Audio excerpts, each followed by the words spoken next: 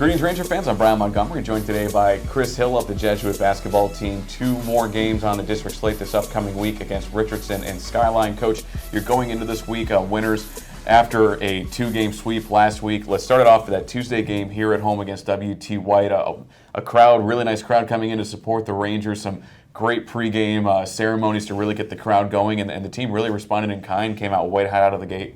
Oh man, I thought it was great. It was exactly what we were hoping for in terms of getting a great crowd out there, and you know we haven't shot the ball great at home a whole lot this year. Part of it's because we haven't played at home a whole lot, just the way the schedule worked out. But I think it was really good for some of the guys to see the ball go in our own baskets a little bit, and we really played well. And W.T. White didn't play very well. I mean, they're certainly better than they showed, but we had a little bit to do with that. But man, we really shared the ball and moved it and got open shots and showed an element of patience and it was good. It was a great night. And then looking at Friday, really that was a big matchup, Jesuit against Berkner, especially given the way that the standings currently are. And early on in the ball game, that front court from Berkner asserting themselves early, but the Rangers just finding a way to meander their way into the lead, heading into the fourth quarter, and really ultimately running away with it. Just talk about that end of the third quarter into the fourth quarter run. What made the difference? What helped the team get ahead of the Rams for good late in the game? I think we just kept playing. You know, we didn't let the runs bug us. We didn't let it all, because we were way up, and we were up 14-2 or 16-4 or something like that early in the game, and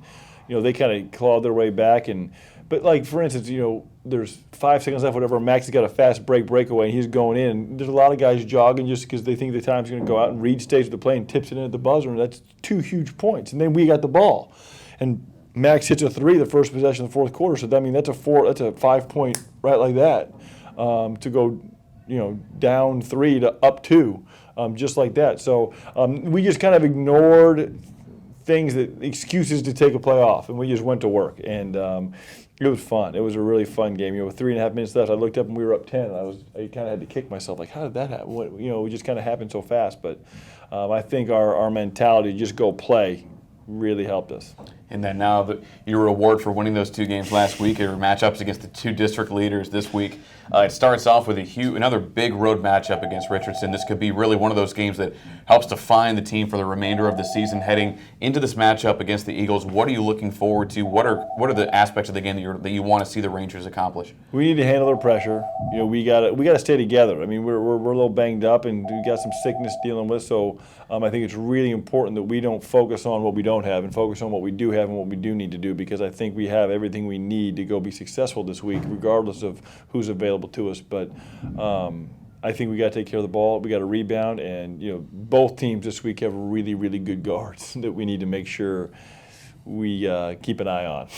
Yeah, and then that guard you mentioned on Friday for Skyline, Marcus Garrett heading to Kansas after his senior season, and that's a program that has had so much success over the last few years, and they're going into this week. Earlier on this year, they were ranked number 1 in the state according to the TABC. Fell after their loss to Richardson, but again, the team always seems to perform at their best when they're up against programs like Skyline, when they know that they have a formidable opponent across the court. Looking at that matchup, especially, and I know you still have your Tuesday matchup against the Eagles on the horizon, but it's kind of hard to not realize the Skyline is coming up. Yeah, I haven't put a lot of thought into it. And really, this whole district's that way. Every single team can beat you. And so it's really important we stay focused and go one game at a time and don't look ahead. Because if you look ahead, I mean, you're just going to say, oh, my God, it's like a mountain, you know, to climb. So we just got to make sure we go one game at a time, because that's all you can control, and just keep it easy. Focus on who's next and go do your best, and then regroup and focus on who's next after that. All right, Coach, thank you so much for joining us, and best of luck to you this upcoming week. Again, the Rangers taking on Richardson on the road Tuesday, 7:30 p.m. tip, and then returning right back here to Walsh Gymnasium on Friday against the Skyline Raiders. And as always, be sure to keep it locked into JesuitRangers.org for all of your up-to-date Rangers info.